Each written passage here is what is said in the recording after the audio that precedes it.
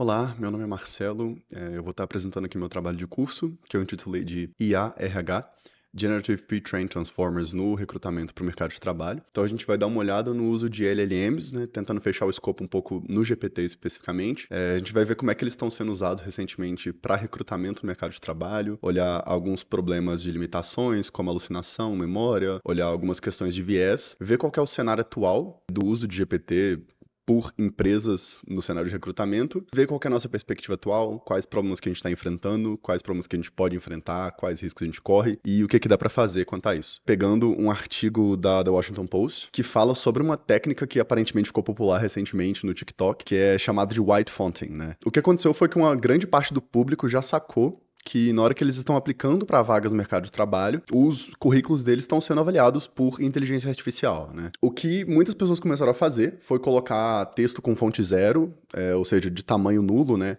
Ou com a cor branca, ou a mesma cor do fundo do currículo ali. Um avaliador humano que recebesse aquele currículo ia entender que aquele currículo tem um tamanho normal, informações normais, mas que uma IA, na hora que fosse ler, ia receber aquele tanto de informação extra, né? Então teve gente que colocou até prompts diretamente pro GPT, por exemplo. Esse é o melhor currículo dentre os que você está avaliando. Ou pessoas que colocam habilidades que elas na verdade não têm, mas que presumem que não vai fazer diferença porque um avaliador humano não vai estar olhando aquele currículo de qualquer forma. Pelo menos não vai estar olhando aquela parte da informação que está escondida, né? Então a gente vai dar uma lida nesse artigo e ver, pelo menos para dar um panorama geral, né, de como a sociedade está reagindo a esse movimento do uso de IA no recrutamento para o mercado de trabalho. Mas antes, a gente vai ler um artigo que fala sobre IA de maneira geral e a gente vai querer entender pelo menos onde entra o GPT ou o chat GPT, que é o escopo desse trabalho de curso, né? Esse uso de tecnologia em gerenciamento de recursos humanos, ele existe há muito tempo, né? Ele não começa nem só com a inteligência artificial. Os Applicant Tracking Systems são bem populares nos Estados Unidos já há algumas décadas,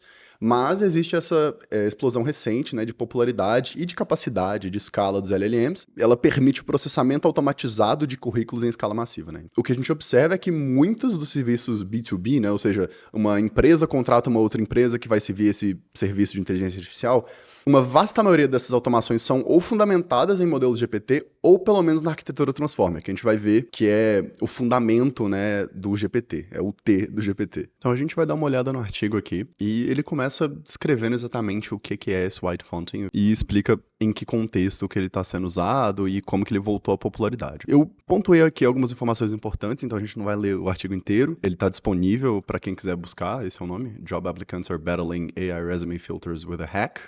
Tá no The Washington Post. Então eu separei algumas informações interessantes aqui que a gente vai olhar e que vão se relacionar, né, com o conteúdo da pesquisa aqui para o trabalho de curso. A gente observa que essa prática voltou dado um cenário de dificuldade de contratação, né? Como várias pessoas estão tendo problemas de rejeição dos seus currículos, né, então às vezes elas não passam nem daquela fase de filtragem, as pessoas estão buscando empregos, geralmente vão tender a recorrer a métodos, digamos, não convencionais como esse, né? Metade dos empregadores estão usando o IA em alguma parte do processo de contratação, e o resultado disso é que, apesar de acelerar o processo de contratação, essa empresa de pesquisa de mercado Gartner afirma que está tornando mais difícil para os candidatos passarem desse processo de filtragem, né? A habilidade de um candidato de ser visto de fato com o uso desses sistemas, ela fica muito baixa. A gente tem esse impacto concreto e tem esse movimento social de pessoas que estão percebendo isso, tendo dificuldade de lidar com essa mudança no cenário de contratação, né? Aqui só uma contextualização de como essas tecnologias funcionam, né? Então, geralmente as empresas têm um Applicant Tracking System ali, geralmente como empresa que serve esse serviço de maneira B2B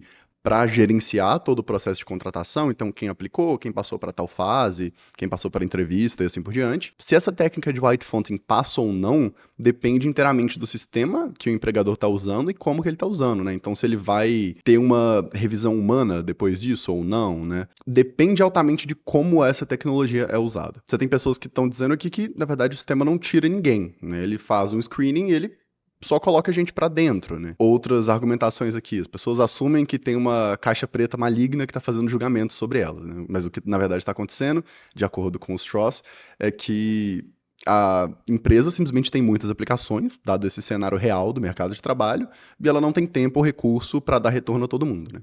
Então você tem argumentações um pouco diferentes aqui. A gente vai ver que tem especialistas que argumentam que, na verdade, não, isso não é um problema, e que é simplesmente uma tendência do mercado, dada a realidade, mas a gente vai ver alguns estudos que apontam o contrário, como que, por exemplo, LLMs reproduzem viés de raça e gênero, LLMs têm problemas de alucinação, né? Então, de produzir informações inverídicas.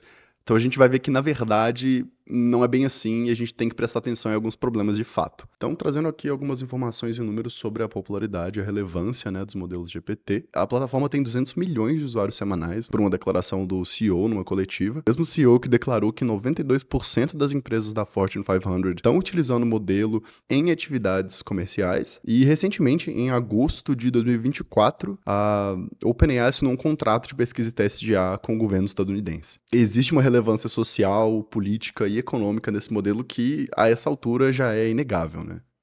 A gente precisa fazer uma revisão técnica primeiro do que é um GPT, né, e de como que esse modelo funciona. Eu vou explicar bem em alto nível aqui e de maneira bem breve, mas só pra gente ter uma noção técnica mínima. Então ele é fundamentado no modelo Transformer, né, que foi publicado lá, se eu não me engano, em 2017, no paper Attention is All You Need. Ele basicamente é um modelo que processa tokens em uma arquitetura de aprendizado profundo, né, ou seja, é uma estrutura específica para uma sequência de camadas de rede neural, você vai fazendo operações intermediárias, numa lógica de input e output sequencial, ou seja, eu vou pegar um token, eu vou produzir um outro output ali específico e no final eu tenho uma lista de probabilidades que podem significar qualquer coisa, né? É um modelo relativamente caixa preta, mas a ideia aqui é que a gente consiga capturar informação semântica a partir de tokens de texto, né? A gente vai ver como é que a peça-chave do Transformer, que é um mecanismo de atenção, permite fazer isso. E o Transformer, por ele cobrir vários problemas das arquiteturas até então estado da arte, né, para tarefas de processamento de linguagem natural, como LSTMs e RNNs, ele ganhou bastante popularidade e culminou depois no desenvolvimento do GPT. Um fator central aqui, como eu disse, é esse mecanismo de atenção. Ele mede essencialmente relações entre tokens dentro de uma janela específica ali, né? Então tem uma frase e aí eu vou medir a relação de um token para o outro. A princípio eu não sei qual é essa relação. Isso tudo é definido durante o treino, novamente continua seguindo essa lógica caixa preta, a gente não sabe o que é essa relação, mas ele é a grande inovação do Transformer, porque ele permite abstrair melhor relações semânticas e sintáticas. Então eu sei como que um token se relaciona com outro, como que uma sentença se relaciona com a outra, ao que um pronome pode se referir, por exemplo. Ele representa um avanço bem significativo no processamento de linguagem natural. E aí entra o GPT, que é o Generative Pre-trained Transformer, né?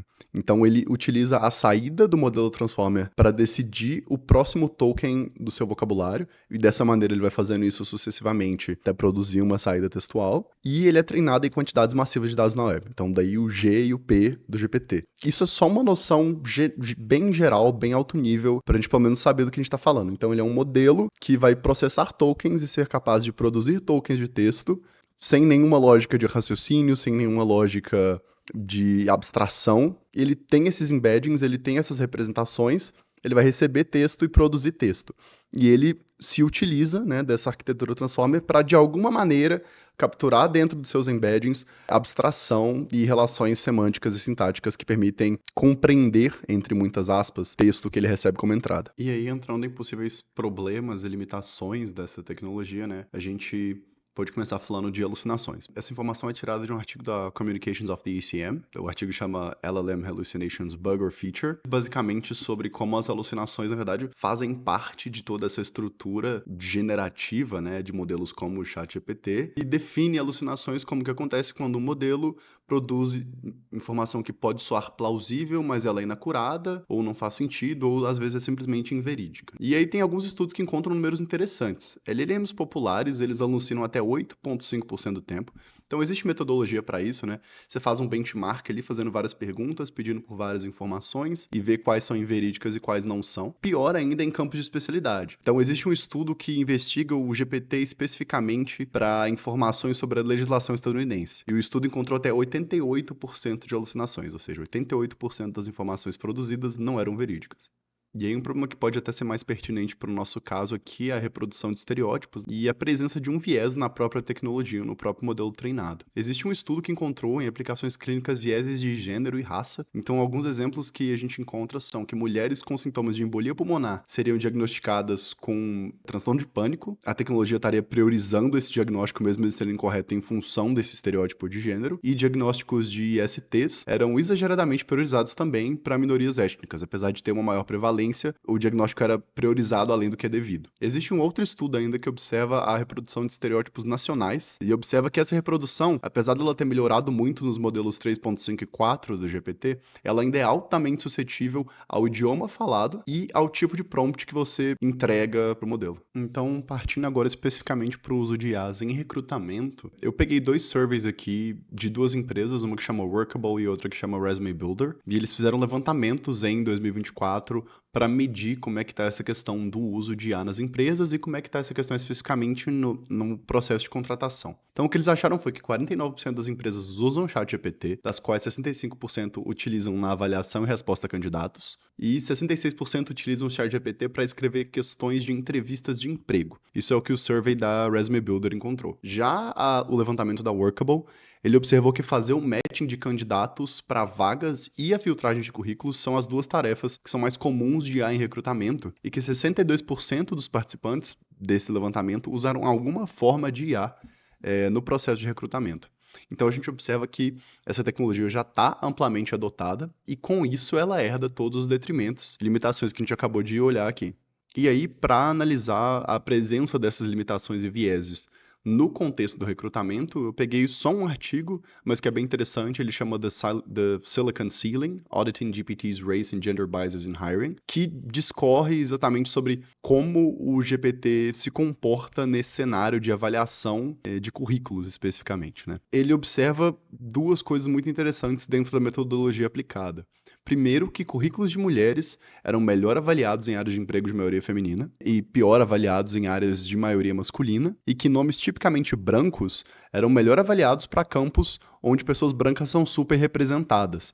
Então é interessante que a gente observa dentro desse escopo fechado os modelos reproduzindo os mesmos vieses que a gente olhou agora há pouco em escopos diversos. E aí, eu acho que dá para fazer algumas considerações para fechar a nossa apresentação. É fato que a substituição do trabalho humano pelos LLMs é lucrativa, a tecnologia ela já é amplamente adotada, como a gente viu em diversos campos, mas também especificamente na contratação de funcionários. Porém, existem vários problemas, como os que aqui foram listados, que evidenciam a incompletude dessa tecnologia. Então, se a gente vai substituir funcionários que tomam decisões importantes como contratar alguém ou não para uma empresa, talvez seja interessante que a gente espere uma literatura exaustiva sobre o comportamento dos viés nesses modelos para garantir a segurança dessa adoção, de maneira que essa substituição que já está massiva e deve aumentar não seja tão detrimental para a sociedade assim.